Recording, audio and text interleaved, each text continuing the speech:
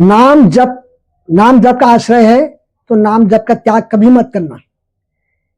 एक भगवान के परम भक्त थे केशव दास जी। श्री केशव दास जी का ऐसा चरित्र है कि एक बार कहीं कथा में बैठे थे वो, और कथा में वक्ता ने ऐसी बात कही कि जीवन में कमाई कहाँ लगाई जाए और कहाँ सार्थक होती मानी जाती है।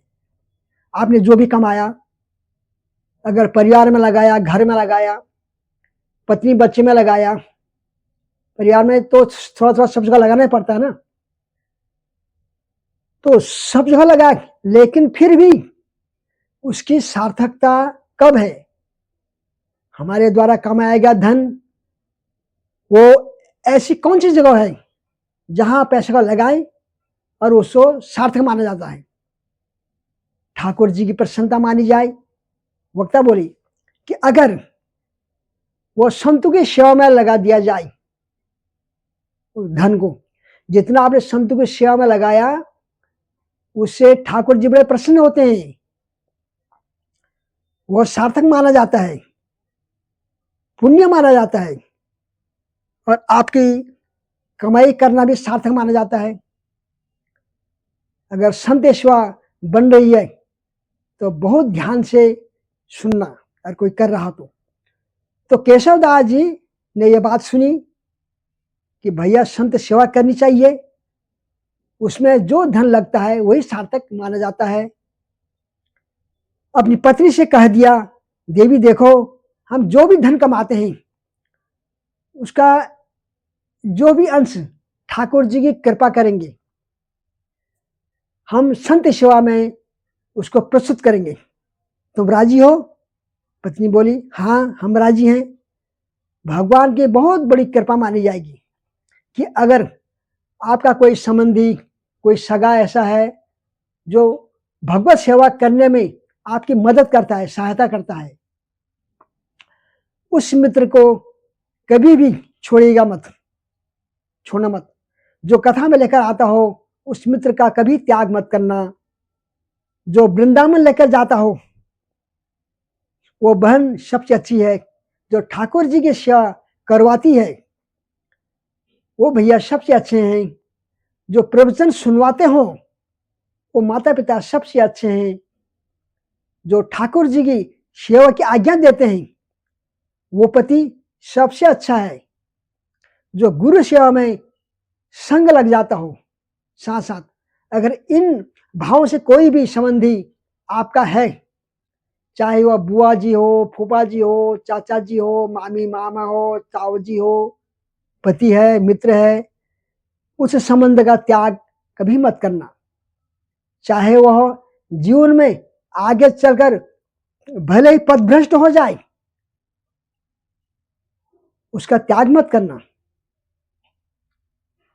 वो कभी आपको कथा में ले गया था, उसकी वजह से आपको कथा मिली, इसलिए उसका त्याग मत करना। कई बार पति भक्त होते हैं पर पत्नी का स्वभाव नहीं होता है, और पत्नी भक्त होती है तो पति का स्वभाव नहीं होता है, दोनों विपरीत होते हैं, तो बहुत मुश्किल होती है फिर। लेकिन केशव दास जी की जो पत्नी थी वह बिल्कुल योग्य थी, तो उसने कहा आपकी जैसी इच्छा, आप कहेंगे संत सेवा होनी चाहिए तो होगी। इतना कमाते थे कि बस दिन रात का भोजन ही इतना ही होता, बस आज का रात का खाना, बस कल का नहीं। लेकिन संत सेवा का प्रण ले लिया। आप जब व्यवस्था को आगे रखकर किसी आज्ञा से पीछे हट जाते हैं तो बहुत गलती करते हैं आप। कोई आज्ञा ऐसी हुई, कोई बात ऐसी कथा में सुनी या गुरुजनों से सुनी, वह बात सुनकर आपके मन में आया यह मुझे करना चाहिए, है ना, लेकिन मेरे यहाँ व्यवस्था नहीं है, व्यवस्था का विचार ही मत कीजिएगा। जैसे आपको लगा कि मुझे यह करना चाहिए, आप करने लग जाओ। जिन महापुरुष से आपने सुना या जिस ग्रंथ के बात आप सुनकर आए हो वो सामर्थ्य प्रदान करेंगे, व्यवस्था कर देंगे। आप बस लगना शुरू कर दो।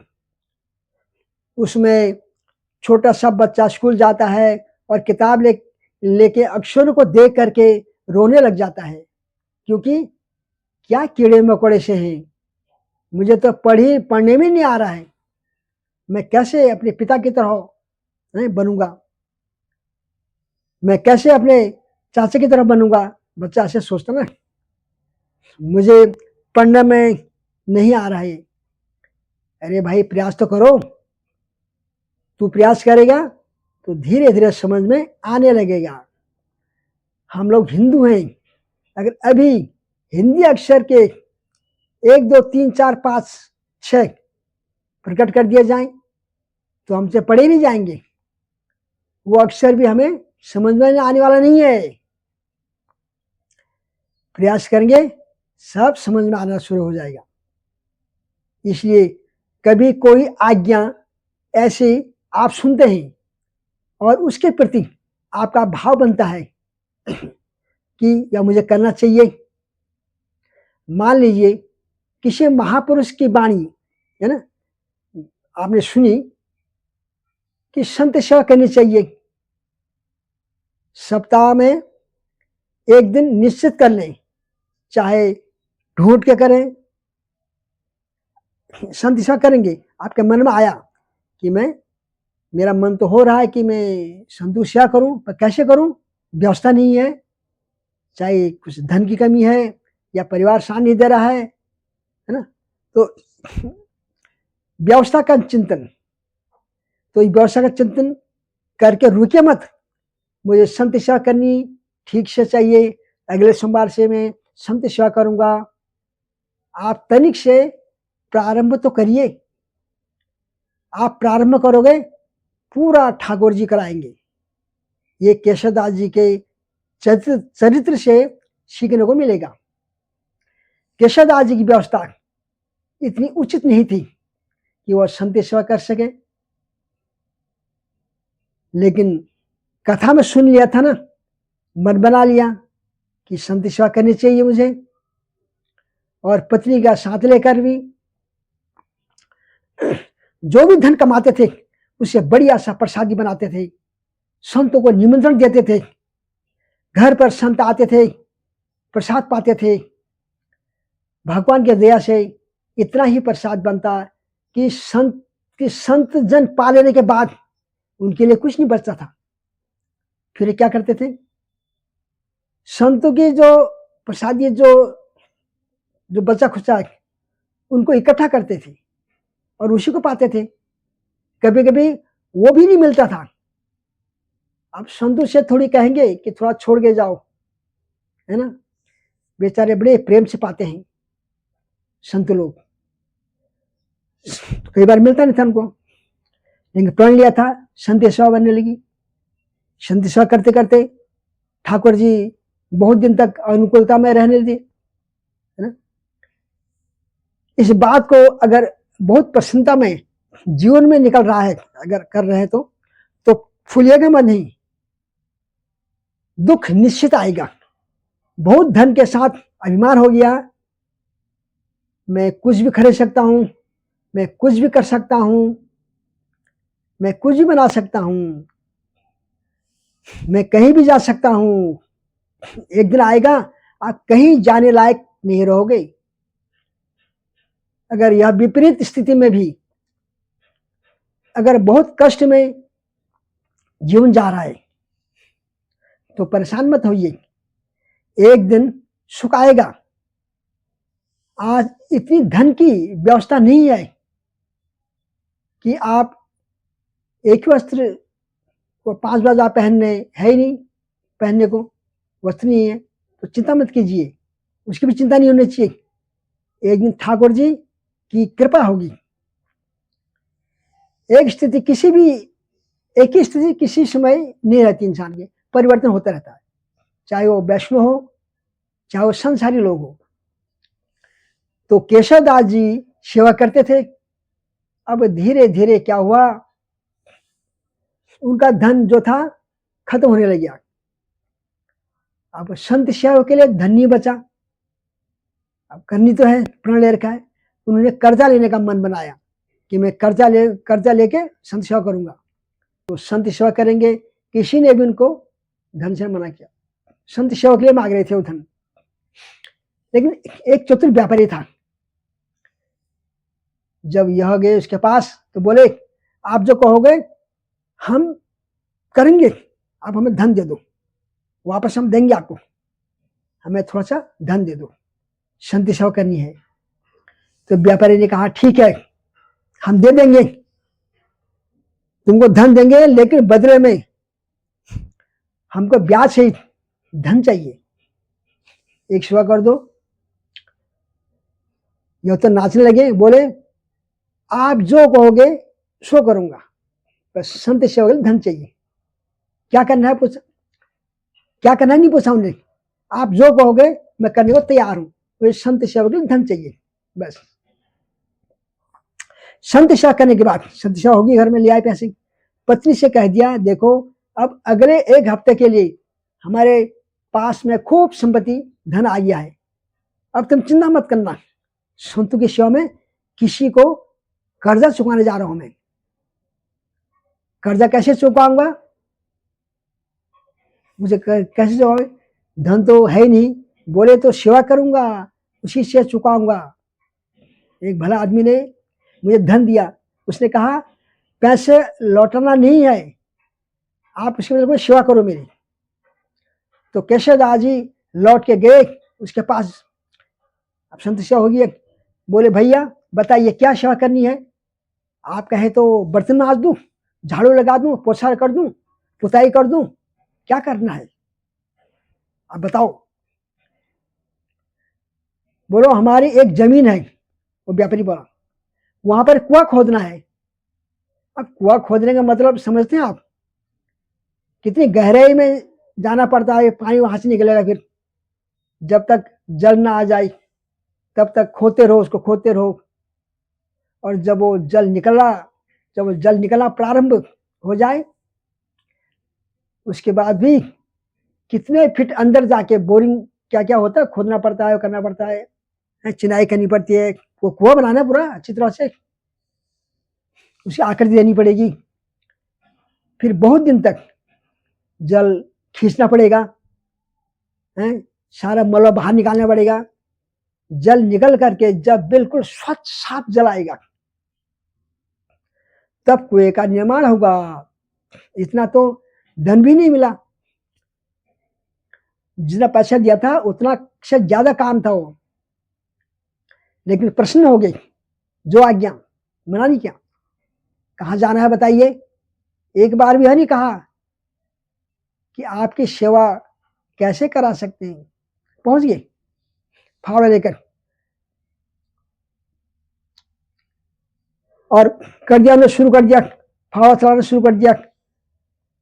आवाज है उनको करके ऐसे दूर फेंकने लगे, खुदा खुदा धुरी बन गई थी, उसमें इनको इतना सुख मिलने लग गया कि वो राम नाम जपते थे, बस भगवान का नाम ही जपते थे। उन्होंने नियम बना लिया कि मैं अपने संत सेवा चुका रहा हूं, किसी से मैंने संत सेवा के लिए धन लिया था वो चुका रहा हूं, बस मैं नियम रखूंगा कि मैं इस पूरे क्रिया जो है, जब तक ये नहीं बनेगा कुआं, मैं सांसारिक बात नहीं करूंगा। प्रण लिया था उसने, केशव राम जी, केवल क्या बोलूंगा, राम राम बोलूंगा। कुआं खोदते जा रहे थे, 2-3 दिन हो गए, पत्नी को बिना बताए। तो पत्नी पूछा, तुम कहाँ जाते हो, सुबह जाते हो, रात को आते हो। तब पत्नी भी, पता चल गया, पत्नी भी सेवा में आने लगी। तो अब तो पत्नी भी सेवा करने लगी, कुआं भी थोड़ा गहरा हो गया। अब वो कह के मैं तुम्हें मिट्टी भर के दिया करूंगा, तुम फेंक दिया करना, और सुनो, कोई संसारी अपवाद विवाद नहीं करना, केवल राम नाम बोलना। अपनी पत्नी को बोल रहे हो, संसारी चर्चा नहीं होनी चाहिए, राम नाम बोलना। उनको तो अच्छा भजन हो गया उनका, बोले कि हम इतने प्रसन्न रहने लगे, केशव दास जी बोल रहे हैं हम दोनों मियाँ बीवी भजन करते थे, भजन भी हो रहा है और पैसे भी चुक रहे हैं। वो व्यापारी बड़ा खुश हुआ कि हमारा तो इतने सस्ते में काम बन गया। तो करते जा रहे थे, राम नाम जप रहे थे, राम राम राम, हरे कृष्ण कृष्ण कृष्ण। तो बंधु भक्तों, अपना यश खुद ही बनाना पड़ता है। ठाकुर जी उनका यश बनाते हैं, और कई बार यश दिलाने के लिए ठाकुर जी बहुत तगड़ी ठोकर भी मारते हैं। भी कुएं में पानी का स्रोत आने लग गया, पानी नीचे से आने लग गया था। बड़े प्रश्न हो गए कि अब जल आ गया, जिन्होंने मुझे धन दिया उनकी सेवा पूरी होने जा रही है। लेकिन तभी क्या हुआ, जोर की हवा चली और बगल के जो मिट्टी हिट्टी सब जो थी ना, वो सब कुएं में गिर गया, सब नीचे गिर गए, सब खाई में। तो ठाकुर जी करते ना कुछ जानबूझ करते हैं, जितना कुआं भरा था सब दोबारा भर गया। अब केशव दास जी अंदर ही दब गए, पानी के अंदर दब के, मलबे के अंदर। पत्नी दौड़ी दौड़ी इधर उधर भागी, अरे कोई बचाओ मेरे पति को, अंदर कुएं में गिर गए हैं, कोई बचाओ चिल्ला रही है। कोई धनवान व्यक्ति होता तो लोग प्रयास करते, गरीब के लिए कौन प्रयास करता है। केशव दास जी बेचारे सामान्य व्यक्ति, किसी ने मदद नहीं की। सब सोचने लगे कितना गहरा कुआं है, तुम्हारे पति को बचाने के लिए कितना गहरा में जाना पड़ेगा, फिर वो मलबा हटाना पड़ेगा अंदर जाके, इतना कौन करेगा। सब ये सोचने लगे इतनी मिट्टी कैसे हटाएंगे, कैसे निकालेंगे बाहर। कुछ लोगों ने तो सोचा, बोले भाई वो तो मर गया है, अकेला निर्वाह कैसे करेगी, कुछ पैसे दे दो, उसको शांत करा दो। ये बोलने लगे कुछ लोग। बेचारी वो अभी कहाँ तक किसके पास जाती है, लेकिन रोज ठाकुर जी से प्रार्थना करती थी, मेरे पति ने कभी कोई गलत नहीं किया, आपके नाम का आश्रय लिया, संत सेवा की, नाथ आप ऐसा अनित नहीं कर सकते हैं। 1 महीना व्यतीत हो गया, उसको मृतक घोषित कर दिया, मर गया।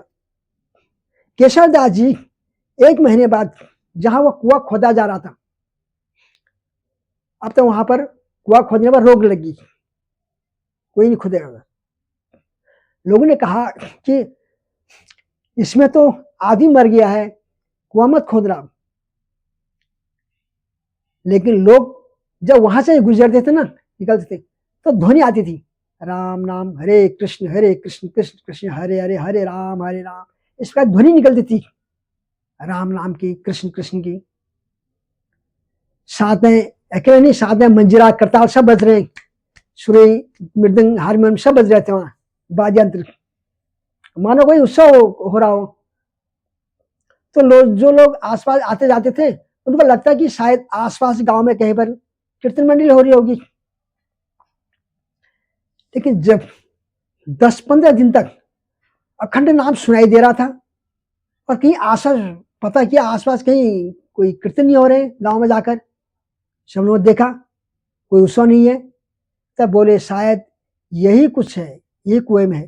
तभी एक राजा को यह बात पता चला, उस राजा ने अपने सैनिक को भेजा, पता लगाओ। तो सैनिकों ने पूरी मिट्टी निकलवाई वहां से, और भीतर जाकर जब देखा तो एक मिट्टी का एक मानो कुंज बना था, मिट्टी का कुंज।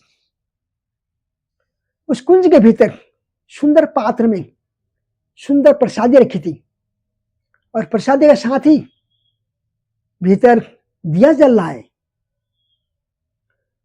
और वहां पर श्री केशव दास जी बैठकर क्या कर रहे, कीर्तन कर रहे हैं। अरे वाह, उनके कीर्तन के साथ में वही के जितने भी जीवाणु हैं, कीड़े कृमिट जीवाणु, वो सब सभी जो है मानव जैसे करताल, मंजीरा, ढोल, कीर्तन, हारमोनियम, वो सब बजा रहे हैं। ये देखकर सब हैरान रह गए। नाम का बल ये सामान्य बात नहीं है। नाम का आश्रय लेने वाला व्यक्ति कभी भी किसी परिस्थिति में नाम सब सुलभ कराने की सामर्थ्य रखता है। ठाकुर जी के नाम में इतना बल है। हमारे गोवर्धन में एक बाबा गए वहां गुरु दीक्षा लेने के लिए। बाप ने अपने गुरु जी से कहा, आप जो आज्ञा देंगे उसको मैं पूरा करूंगा, आप बस आज्ञा दीजिए। गुरु जी ने भी ऐसी आज्ञा दे दी जो बाबा कर ही नहीं सकते हैं कि जितने भी संस्कृत साहित्य ग्रंथ हैं हमारे संप्रदाय के, सबका अध्ययन करके सबको कंठस्थ याद करो। बाबा बोले, मैं तो अंगूठा छाप संस्कृत कहाँ से आती मेरे को। गुरु जी बोले, हम एक ही बार आज्ञा देते हैं, हमने जो आज्ञा दे दी। अब बाबा इतने रोने लगे, गिरिराज के तले में चले गए रोने के लिए। रोते रोते एक किशोरी जी आई, श्यामा जी को अनपढ़ गवार हूं,